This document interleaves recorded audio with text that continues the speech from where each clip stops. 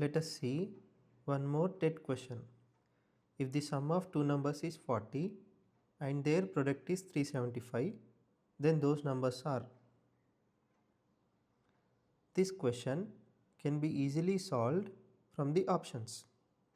From the given options, if you see, A and B cannot be the answers, because to get the value of 375, we need to have 5 in the units place of both the numbers. So we can eliminate A and B.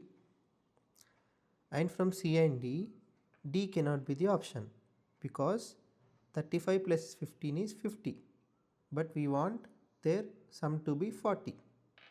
So 25 plus 15 is the answer. This is one method of solving this question. We can solve this question in another method. That is, they have given that A plus B equal to 40. A into B equal to 375. Substitute the value of B as 40 minus A. A into 40 minus A equal to 375. Find out the value of A from here and put it here. You will get value of B. So this is one more method, but this will take some time.